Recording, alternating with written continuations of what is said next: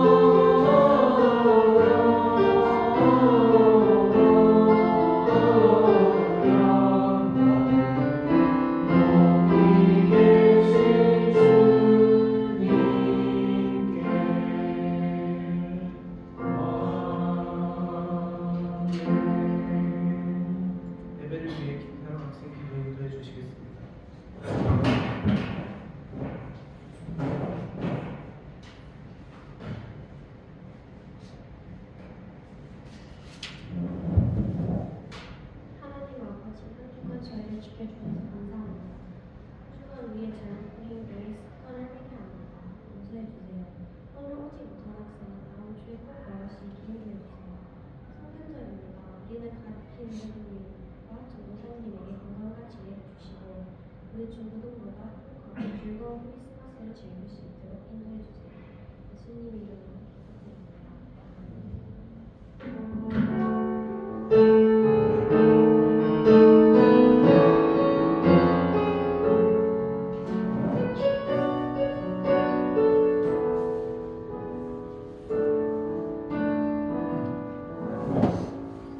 성경 공부하겠습니다.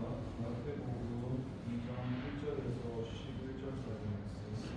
신약 성경 1쪽에 있습니다.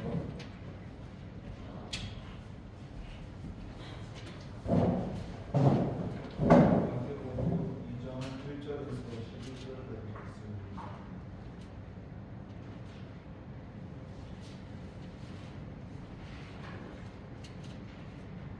찾으셨으면 함께 공독하도록 하겠습니다.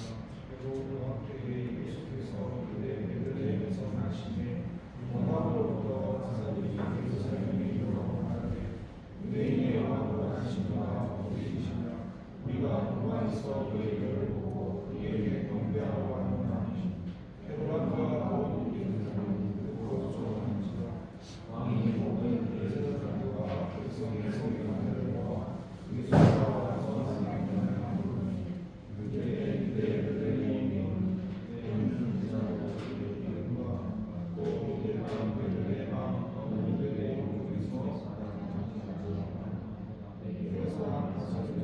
예수께서 이스라엘의 목자가 되리라 하였습니다. 이에 헤롯이 가만히 박사들을 불러 별이 나타난 데를 자세히 보고 베들레헴으로 보내며 이르되 가서 아기에 대하여 자세히 살펴보고 내게 구하여 나도 가서 그에게 경배하라. 박사들이 왕의 말을 듣고 갈새 동방에서 보던 그들이 인도하여 아기 목에게 벗어서 그들이 이를 보고 매우 크게 기뻐하고 기뻐하더라.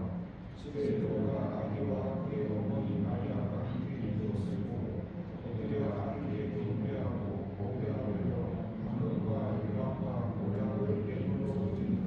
잠깐 기도합니다. 하나님 감사합니다. 하나님 우리를 사랑하셔서 이렇게 귀한 말씀을 주셨습니다.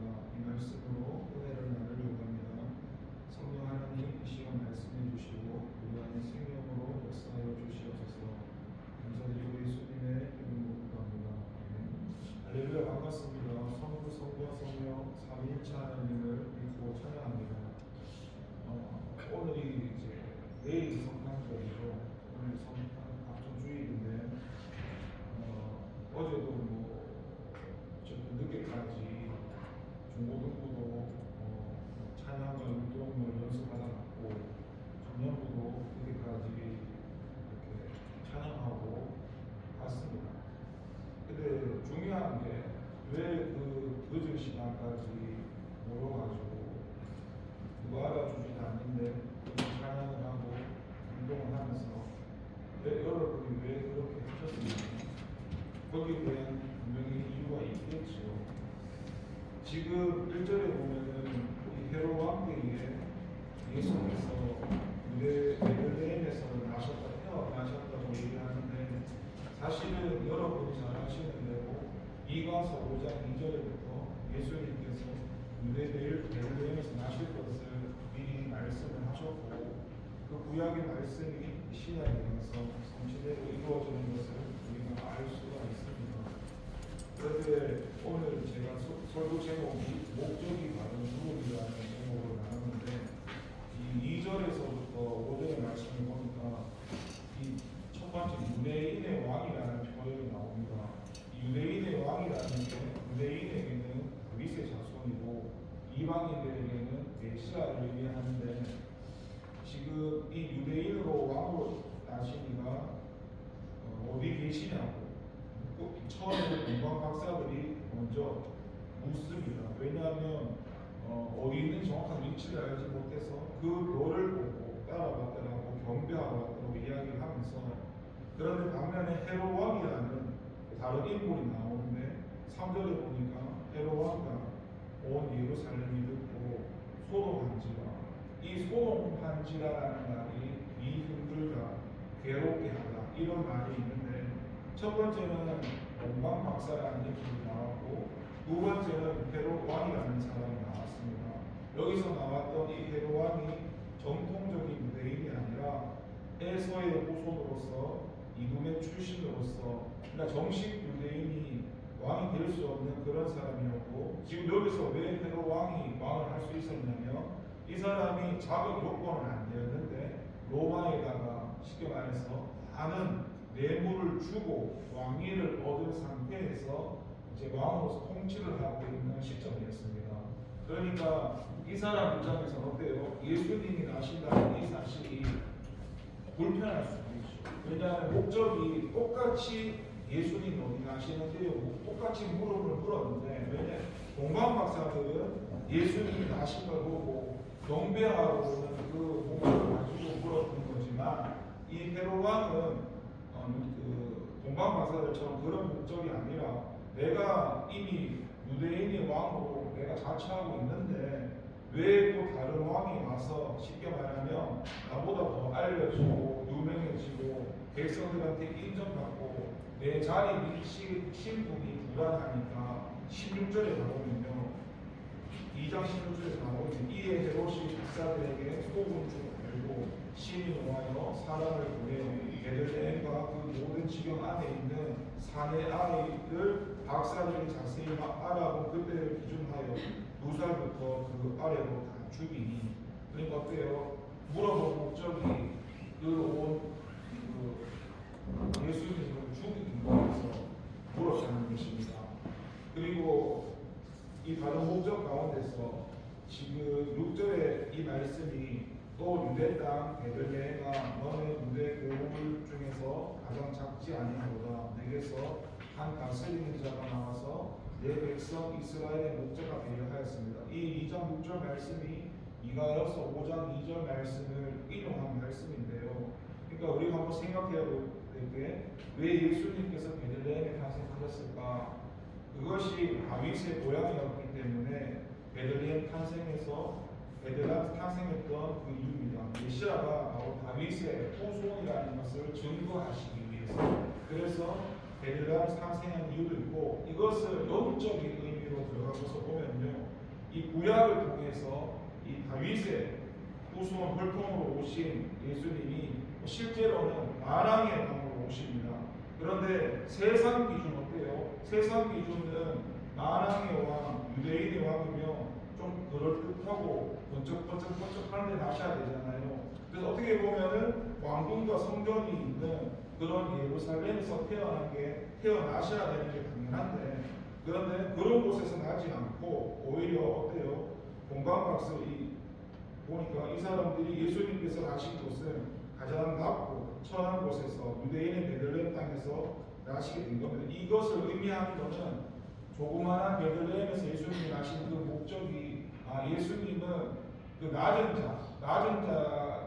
자라는 게 세상을 섬기기 위해서 구원자로 오셨다라는 것을 이 베들레헴을 의미하는 겁니다. 그러니까 예수님이 그러니까 여러분이 예수님을 잘 아셔야 되는 게, 예수님이 이 땅에 오셨을 때는 그분이 하나님이시지만 십자가에서 죽으셨고 그분이 살아가시는 그 왕의 모습이 우리가 세상에서 생각했던 그런 왕의 모습이 아니었습니다.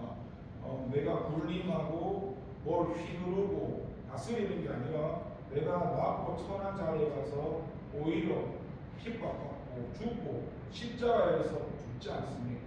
십자가에서 죽는 게 하나님의 뜻이었고, 그렇게 주님께서는 죽으셔야 하는 게 우리를 구원하시기 위한 목적이었죠. 근데 사람들이 이제 예수님을 자문할 때 그렇게 생각하시죠. 왜 예수님이 십자가에 죽으셔야 했나? 십자가에서 안 죽을 수도 있습니다. 왜냐하면 예수님이 하나님이시기 때문에 얼마든지 천군 천사를 동원해서 그런 환경을 다 제할 수 있는 분이었지만 죽으셔야 하기 때문에, 그러니까 힘이 없어서 약해서 나약해서 십자가에서 죽은 것이 아니었다는 겁니다. 그래서 그 예수님이 보여주셨던 게 그런 거죠. 낮은 자리에서 섬기고. 근데 이게 왜 중요하냐면 이 헤롯 왕에게는 이런 것이 먹히지가 않아요. 왜냐하면 왕이라는 거는 내가 대장을 해야 되고 내가 권력을 가지고 그러니까 다스리고 나가야 되잖아요. 그런데 예수님이 보여주셨던 그런 메시아상은 왕의 모습은 그런 모습이 아니었기 때문에 내 자를 지키기 위해서라도 어떻게든 이 오실 예수님을 죽여야만 했던 겁니다. 그래서 여러분 이것이 우리에게 보여주는 여러 가지 의미가 있는데요.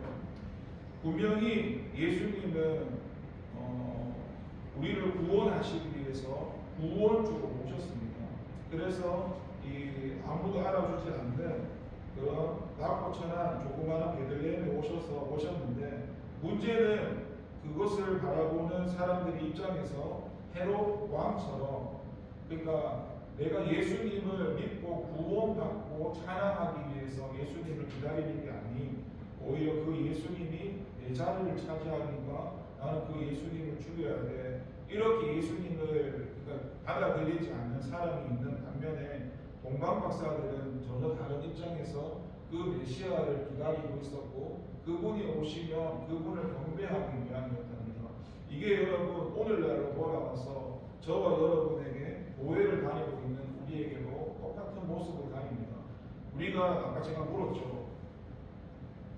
중고등부나 청년부나 왜 그 늦은 시간까지 연습을 하고 찬양을 했겠습니까? 어떤 사람들은 그렇겠죠. 내일이 성탄절이고 성탄주일이니까 그냥 그게 형식이나 의미고 늘 그렇게 해왔던 어떤 행사니까 그냥 내가 중고등부로서 이런 걸 준비해야 되고 그냥 거칠어도 보여지는 행사에 생각해서 그렇게 하는 사람도 있을 것이고 반면에 동방마사들처럼 하나님을 기뻐하고 경배하고 예수님이 오신 날을 기뻐해서 그 주님께 경배하기 위해서 그렇게 연습을 하는 사람도 있을 것입니다. 그러니까 중요한 것은 똑같이 예수님을 오셔서 모든 사람을 다 구원하시기를 원하는 게 하나님 뜻이지만은 하지만 사람 입장에서는 그 예수님을 받아들이는 사람도 있고 받아들이지도 않는 사람이 있다는 사실을 우리에게 깨달아 줍니다. 그리고 여러분 교회를 다니면서 이것도 사실 중요한 사실인데 여러분은 예수님이라는 분을 믿는 목적이 무엇인가요? 사실 우리가 예수님을 믿는다는 그 의미가 뭐냐면 예수님을 믿고 나서 구원받는다는 그 의미는 내가 내 인생의 주인이 나였는데 예수님을 믿고 나서 내 인생의 주인이 바뀌어지는 겁니다. 그러면 내가 왕이 아니라 나의 왕은 하나님이 되는 것이고 예수님이 되는 것입니다. 그런데 우리가 이런 사실을 이론적으로 지식적으로 알고 있지만 사실 우리 삶 가운데 한번 생각해 보십시오. 그 누군가가 나의 틀이나 나의 기준을 조금만 침범하면은 사람들이 대체적으로 어떻게 반응을 할까요? 가만히 잘 안 있어요. 보통 사람들은 내가 다른 사람한테 이렇게 해라 저렇게 해라 말을 했을 때 그 사람이 내 말을 듣지 않으면 화를 내고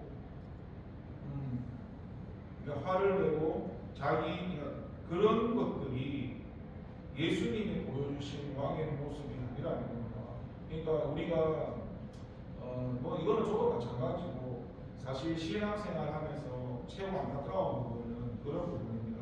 하나님께서 우리 각자에게 모양이고 직분도 주셔서 저에게는 전도사라는 직분을 주고 여러분에게는 각자 다양한 직분을 주셨는데 물론 그건 계급이 아니겠지만 근데 그것을 주신 목적은 뭐예요? 내가 왕이 되라는 게 아니고 하나님이 왕이신데 그것을 나에게 맡겨서 그걸 이제 사명이라고 하거든요. 사명을 맡겼는데 그 사명을 내 뜻대로 감당하라고 주신 게 아니라 그거를 하나님의 뜻대로 감당하라고 주신 겁니다. 그게 뭐냐면 사명을 감당하되 내가 왕이 돼서 사명을 감당하면 안 된다는 것입니다. 그러니까 우리 역시도요. 저도 마찬가지고 이 헤롯 왕처럼 살아갑니다. 하나님을 예배하고 경배하고 늦게까지 연습하고 거칠로 보여주는 모습은 경배하는 모습이겠지만 그 중심을 보면은 여전히 내가 왕이 되어 있고 내가 하고 싶은 대로 이 성탄절도 이루어져야 되고 그러니까 그 중심에 주님이 없습니다. 여러분. 이게 문제예요. 그러니까 주님을 찬양하고 주님을 예배하고 주님을 사랑한다고 이야기하지만 사실 내 주인이 내가 되어 있으니까 그게 굉장히 문제가 되는 것이죠. 그러니까 여러분 그냥 오늘 이 본문 말씀들은 성탄절날 얼마든지 여러분들이 이런 말씀을 많이 들어왔을 것입니다. 그런데 이 말씀을 저도 생각해 보면서 예수님이 어디서 나셨는지 다 아실 것이고 가장 중요한 것은 그 신앙생활, 믿음생활이라는 것이 그냥 예수님이 표본입니다. 예수님이 보여주셨던 그 삶이 신앙생활의 답입니다. 그거는 낮은 자리에 가서 그게 무슨 세상의 기준이 아니라 내가 힘이 없어서 그런 게 아니라 예수님께서 그렇게 이 땅에 오셨고 그렇게 오셔서 십자가에서 죽으셔야 했고 그 구원을 이루시기 위해 살아갔던 그 모습을 보여주셨기 때문에 우리 역시도 그렇게 살아가야 하는 것이고요. 그래서 우리는 예수님의 모습을 보면서 내가 죽고 내가 죽어져야만 다른 사람을 살릴 수가 있습니다. 무슨 말이냐면 내가 왕이 되어가지고는 교회를 다녀도 다른 생명을 살릴 수가 없습니다. 다른 사람이 와도 그 사람에게 생명을 전달할 수가 없습니다. 왜냐하면 내가 주인이기 때문에 하나님이 나가지 않습니다. 우리는 주인이 바뀌었기 때문에 이미 그 바뀐 존재로 살아가야만 하나님이 역사하시고 예수님이 역사하시는데 내가 그 왕위를 내려놓지 않으면 우리가 거치에는 열심히 예수님을 찬양하지만 전혀 우리 삶에는 예수님이 나타나지 않는다는 것이죠. 그래서 저와 여러분이 이런 부분을 좀 돌아볼 필요가 있고요. 그래서 여러분 예수님이 나신 그 의미가 구원주로 오셔서 이제 많은 사람을 구원하시려고 오시지만 여기까지 여러분 잘 아시는 사실이고 아까 그 힘이 없어 보였던 예수님께서 재림하실 때 안에 있었잖아요. 다시 재림할 때는 십자가에서 죽으시는 모습으로 오시지 않습니다. 처음에 오셨던 예수님은 십자가에 죽으셨기 때문에 구원주로 오셨고요. 다시 재림하시는 분은 재림주로 오시고 심판주로 오신다는 겁니다. 그래서 여기서 저와 여러분이 점검해 봐야 될 것은요. 먼저 예수님께서 구원주로 오셨을 때 저와 여러분이 헤롯 왕이나 동방 박사들과 비교해서 우리가 헤롯 왕 아니 동방 박사들처럼 주님을 구원주로 지금 받아들이고 있는가 모시고 있는가 이것을 점검해야 됩니다. 내가 하나님이라는 분을 신앙은 늘 얘기했죠. 신앙은 하나님의 다스림을 받고 그분을 내가 왕으로 인정하고 모시고 살아가는 것이 신앙생활이라고 말씀드렸고 종교생활이라는 것은 똑같이 교회 다니고 예수님을 이야기하지만 그분의 다스림을 전혀 받지 않고 내가 하고 싶은 대로 다 하는 겁니다. 그러니까 교회 일도 내가 하고 싶은 대로 해야 되고 내 기준대로 해야 되고 밖에 나가서도 그러니까 전혀 상관없는 거죠.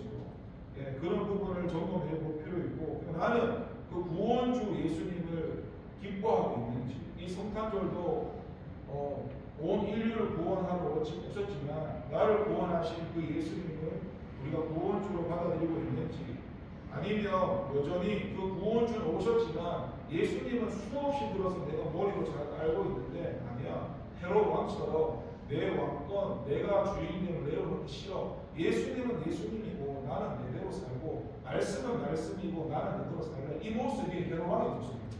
그러니까 이해되시죠? 그런 부분을 점검해야 되고 여기에 우리는 헤롯 왕의 모습인지 동방 박사의 모습인지를 알아야 되고요.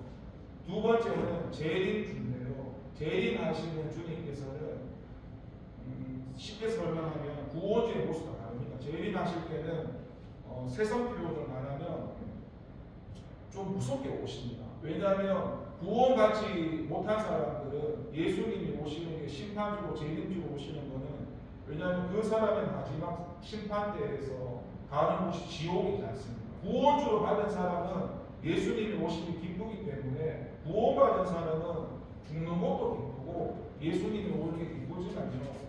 그 헤롯 왕처럼 예수님의 소식을 듣고도 그 복음을 예수님 영접하지 않는 사람은 재림주로 오시는 그 예수님이 굉장히 두려울 겁니다. 그러니까 여러분 우리가 먼저는 내가 이건 전적인 하나님의 은혜겠지만 저와 여러분이 하나님을 이 구원주로 받아들이고 있는 걸 한번 돌아보고 재림주로 오신 그 예수님을 생각하면서 우리가 이 땅에 11절에 가면 그게 나오죠. 집에 들어가 아기와 그의 어머니 마리아가 함께 있는 것을 보고 엎드려서 아기께 경배하고 보배합을 열어 황금과 유향과 모략을 예물로 드렸더라. 그러니까 우리 역시도 다시 오실 예수님을, 재림하시는 예수님을 이렇게 준비해야 된다는 겁니다. 그냥 막연히 예수님 오시겠지 그런 게 아니라 우리의 물질도 드려야 되고 우리가 중요하게 생각하는 것들, 그런 것, 예를 들면 요한 같은 경우에는 이렇게 제사로 드려지는 그런 데 쓰였던 부분이고, 모략 같은 거는 뭐 어떤 향수 같은 건데 황금과 더불어서 왕에게 바치는 합당한 선물이었던 것처럼 우리가 주님이 다시 오시는 그날에 우리가 가장 중요하게 생각하는 것들도 주님께 드려줄 수 있도록, 그 사람마다 다르겠죠. 그것을 준비하면서 주님을 기다리는 저와 여러분 되기를 기도하겠습니다. 하나님 감사합니다. 성탄절이 되면 저희가 예수님이 탄생하신 그 날을 보면서 늘 같은 말씀을 반복적으로 듣고 지나갈 때가 참 많습니다. 그런데 오늘 나왔던 그런 헤롯 왕과 이런 본방박사의 모습들처럼 분명히 예수님이 오셨다는 사실도 알려졌고 전해졌는데, 본방박사들은 예수님이 오신 것이 나에게 참 좋은 소식이었고 기쁜 소식이었고, 그 예수님이 오셨던 것을 물었던 이유도 내가 그분을 경배하기 위해서 그 물음을 가지고 나아갔지만은, 반면에 헤롯 왕 같은 경우에는 그가 어디서 그 그리스도가 어디서 나니 물었던 이유가 지금 내가 왕으로 살고 있는데 왜 다른 왕이 와서 내 자리를 차지하려고 하고 내 자리를 빼앗으려고 하니까 이것이 나에게는 기쁜 소식이 되지 않고 좋은 소식이 되지 않아서 오히려 그를 미리 죽이기 위해서 2살부터 그 아래로 다 죽였다고 이야기하고 있습니다. 우리는 이 성탄을 맞이해서 주님을 높여드리고 찬양하는 목적들이 물론 예수님을 경배하기 위해서 그렇게 성탄을 준비하고 맞이하고 살았겠지만, 또 우리와 다른 생각을 가진 사람들은 예수님이 오신다는 것이 자기에게 오히려 나에 대한 명예나 부나 많은 것을 빼앗아가는 그분을 미워할 수 있다는 것입니다. 그래서 예수님을 믿으면 세상에서 인정받을 수도 없고 오히려 예수 믿는 것 때문에 핍박받고 예수 믿는 것 때문에 내 환경과 여러 가지 고난이 주어지기도 합니다.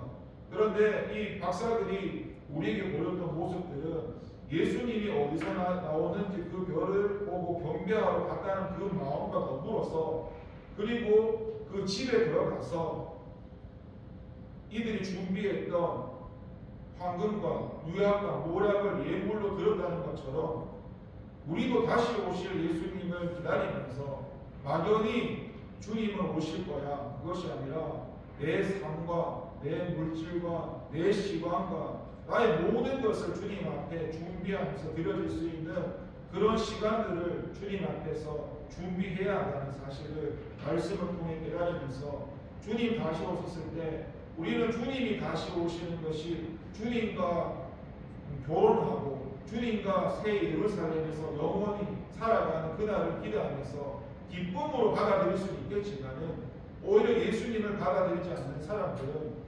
끊임없이 예수님을 믿으라고 말했지만 받아들이지 않는 그 사람들은 다시 예수님 오셨을 때 마지막 그날에 주님 앞에 심판받고 멸망받는다는 사실을 다시 한번 깨달으면서, 우리가 주님 앞에서 주님을 듣고 그 복음을 받아들인다는 것이 얼마나 귀한 은혜고 귀한 축복인가를 다시 한번 생각하면서 예수님을 믿는 것이 복된 인생이라는 것, 그런 은혜를 주신 하나님께 감사하면서 이 성탄을 그런 기쁨과 성탄이 될 수 있도록 우리 마음을 주님 앞에 드리고 우리 삶을 드릴 수 있는 저희가 될 수 있도록, 그리고 이 성탄뿐만 아니라 360 모든 날들을 주님 앞에 드릴 수 있는 저희가 될 수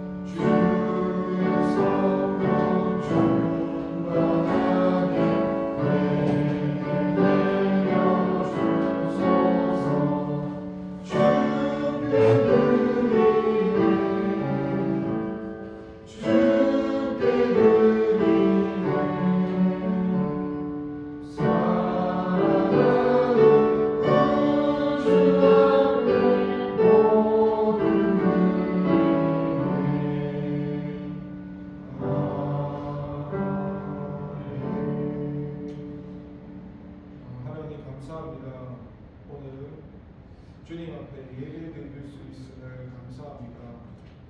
우리가 살아가는 데 있어서 가장 큰 문제가 무엇이냐면 내가 주인 된 삶, 내가 왕된 삶을 내려놓지 못한다는 것입니다.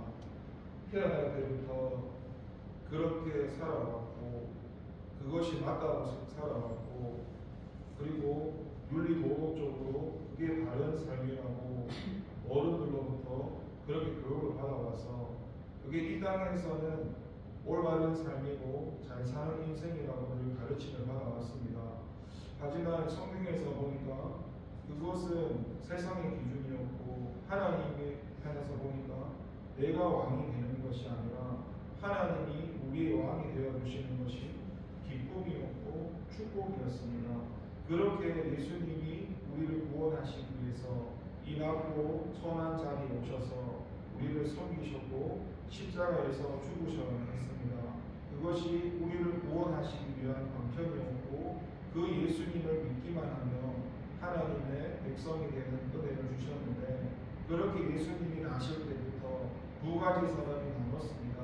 공방 박사들은 그 예수님을 별을 보고 찾아가서 주님께 경배드리기를 찾아갔지만 헤롯 왕은 내가 그 당시에 내가 왕으로 살았기 때문에 다시 오신 그 예수님이 기쁘지 않았습니다. 내 자리가 빼앗기고 내가 있던 것을 다른 누구에게 빼앗긴다 생각하니까 그 예수님의 소식을 듣고 그분을 받아들일 수가 없었습니다.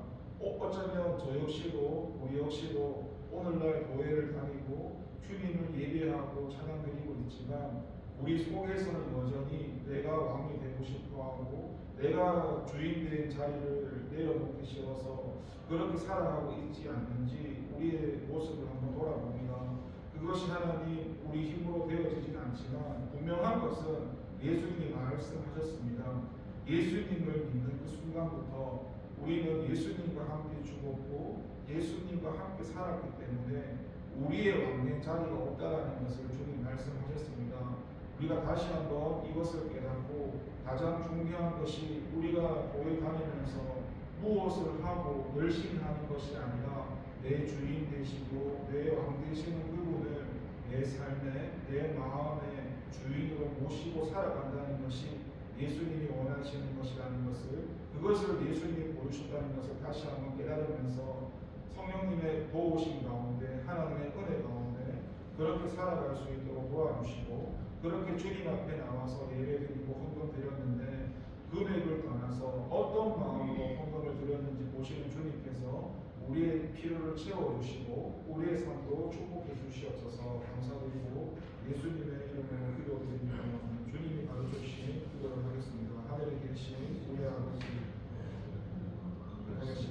아버지의 나라가 오게 하시며 아버지의 뜻이 하늘에서와 같이 땅에서도 이루어지게 하소서. 오늘 우리에게 일용할 양식을 주시고 우리가 우리에게 잘못한 사람을 용서할 것 같이 우리 죄를 용서하여 주시고 우리를 시험에 빠지지 않게 하시고 악에서 도와소서. 나라와 권능과 영광이 영원히 아버지의 것이시오.